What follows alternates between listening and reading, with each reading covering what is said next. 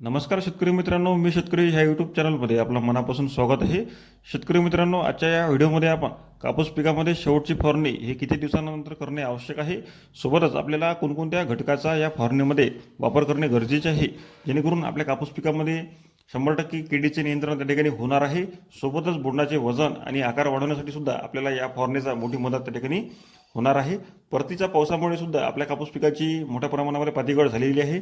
तर आता पातीगळ थांबवण्यासाठी आपल्याला कोणकोणती उपाययोजना करणे आवश्यक आहे आणि आपल्या 100% पातीचे रूपांतर हे बोंडामध्ये होण्यासाठी आपल्याला कोणत्या घटकाचा समावेश या फवारणीमध्ये करणे गरजेचे आहे, याची थोडक्यात माहिती जाणून घेण्याचा प्रयत्न करणार आहोत. त्यासाठी व्हिडिओ शेवटपर्यंत पहा आणि अशा शेतीविषयक नवनवीन माहितीसाठी आपल्या मी शेतकरी या यूट्यूब चॅनलला सबस्क्राईब नक्की करा. शेतकरी मित्रांनो, मोठ्या प्रमाणामध्ये परतीचा पाऊस त्या ठिकाणी पडलेला आहे. तर परतीचा पाऊस मोठ्या प्रमाणामध्ये पडल्यामुळे आपल्या कापूस पिकाची मोठ्या प्रमाणामध्ये पातीगळ त्या ठिकाणी झालेली आहे.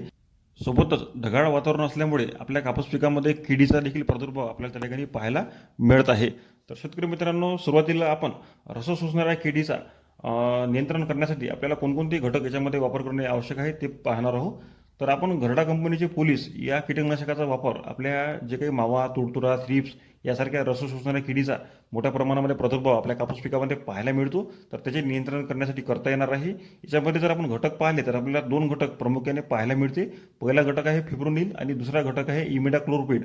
हे दोन घटक असलेले घरडा कंपनीचं पोलीस चांगल्या प्रकारे दीर्घकाळ रिझल्ट आपल्या कापूस पिकामध्ये रस शोषणाऱ्या किडीवर नियंत्रण करण्यासाठी करता येणार आहे. याचा वापर करत असताना 10 ग्रॅम आपला जो काही 15 लिटरचा पंप आहे, तर त्या 15 लिटरच्या पंपासाठी हे प्रमाण घेऊन आपण फवारणी करणे आवश्यक आहे.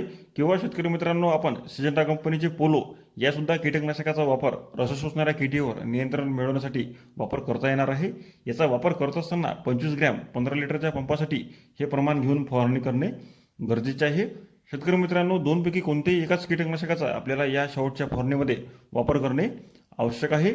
त्यानंतर शेतकरी मित्रांनो, आपण या फवारणीमध्ये अळीचे नियंत्रण करण्यासाठी एक कीटकनाशक त्या ठिकाणी घेणार आहोत. कीटकनाशक घेत असताना आपल्याला सिजंटा कंपनीचे ॲम्प्लिगो या कीटकनाशकाचा वापर आपण या फवारणीमध्ये करू शकता. वापर करत असताना 8 ते 10 मिली 15 लिटरचा आपला जो काही पंप आहे, त्या पंपासाठी हे प्रमाण घेऊन फवारणी करणे गरजेचे आहे. याच्यामध्ये जर आपण घटक पाहिले तर आपल्याला दोन घटक प्रामुख्याने पाहायला मिळते.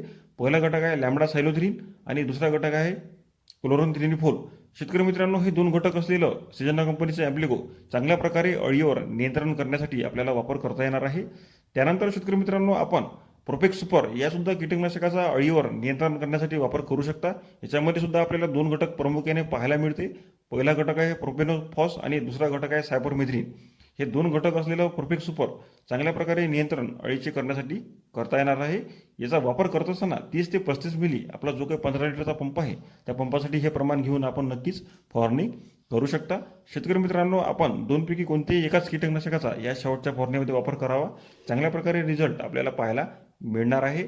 शेतकरी मित्रांनो, प्रोपेक्स सुपर हे वापर करत असताना आपल्याला योग्य प्रमाणातच त्या ठिकाणी वापर करणे आवश्यक आहे. जर आपण जास्त प्रमाण या प्रोपेक्स सुपरचे घेतले तर आपल्याला पाने आपल्या कापूस पिकाचे कडक झालेले पाहायला मिळणार आहे. त्यानंतर शेतकरी मित्रांनो, आपल्या कापूस पिकामध्ये मोठ्या प्रमाणामध्ये पातीगळ हे झालेली आहे. तर पातीगळ थांबवण्यासाठी आणि चांगल्या प्रकारे बोंडाचे वजन आणि आकार वाढवण्यासाठी या फवारणीमध्ये आपण 20% प्रमाण हे असलेलं बोरान त्या ठिकाणी वापर करणे गरजेचे आहे. बोरान हे वापर करत असताना 30 ग्रॅम 15 लिटरच्या पंपासाठी एवढे प्रमाण घेऊन आपल्याला फवारणी करणे गरजेचे आहे. त्यानंतर शेतकरी मित्रांनो, आपण या फवारणीमध्ये चांगल्या प्रकारे ॲमिनो बेस असलेलं टॉनिकसुद्धा फवारणी करू शकता, जेणेकरून नवीन पाती येण्यासाठी मदत होणार आहे आणि आलेल्या पातीचे चांगल्या प्रकारे रूपांतर बोंडामध्ये होण्यासाठी सुद्धा आपण या टॉनिकची मोठी मदत त्या ठिकाणी घेऊ शकतो. तर वापर करत असताना आपण सिजंटा कंपनीचे इसाबियन या टॉनिकचा वापर करू शकतो. याच्यामध्ये अनेक पोषक तत्वे आपल्याला पाहायला मिळते. त्यासोबतच व्हिटॅमिन, प्रोटीनचे सुद्धा मात्रा आपल्याला सिजंटा कंपनीच्या इसाबियन या टॉनिकमध्ये पाहायला मिळते. वापर करत असताना 30 मिली 15 लिटरच्या पंपासाठी एवढे प्रमाण घेऊन आपल्याला फवारणी करणे आवश्यक आहे. किंवा शेतकरी मित्रांनो, आपण टाटा कंपनीचे बहार यासुद्धा टॉनिकचा वापर आपल्या कापूस पिकामध्ये जास्तीत जास्त पाती येण्यासाठी करू शकतो. याचा वापर करत असताना 40 मिली 15 लिटरच्या पंपासाठी प्रमाण घेणे गरजेचे आहे. शेतकरी मित्रांनो, दोनपैकी कोणत्याही एकाच टॉनिकचा वापर आपल्याला या फवारणीमध्ये करणे आवश्यक आहे. चांगल्या प्रकारे रिझल्ट आपल्याला या टॉनिकचा पाहायला मिळणार आहे. त्यानंतर आपण या फवारणीमध्ये 0050 किंवा 13-045 या दोनपैकी कोणत्याही एका विद्राव्य खताचा जर वापर केला तर आपल्याला बोंडाचे वजन आणि आकार वाढवण्यासाठी सुद्धा या विद्राव्य खताची मोठी मदत त्या ठिकाणी होणार आहे.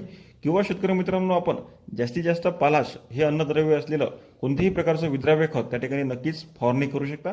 चांगल्या प्रकारे रिझल्ट आपल्याला पाहायला मिळणार आहे. 0050 किंवा 13045 या दोनपैकी कोणत्याही एका विद्राव्य खताचा 80 ते 100 ग्रॅम आपला जो काही 15 लिटरच्या पंपासाठी हे प्रमाण घेऊन आपण फवारणी करू शकतो.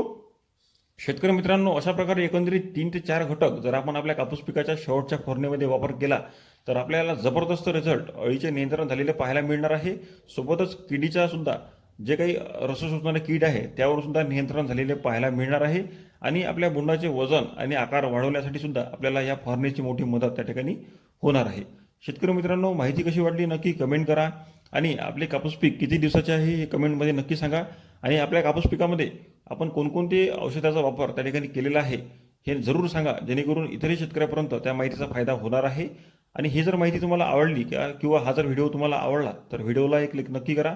आणि जास्तीत जास्त शेतकऱ्यांनी मी शेतकरी या यूट्यूब चॅनलला सबस्क्राईब करा, जेणेकरून कापूस आणि इतरही पिकाविषयी आपल्याला नवनवीन माहिती या चॅनलवर पाहायला मिळणार आहे. तर शेतकरी मित्रांनो, धन्यवाद.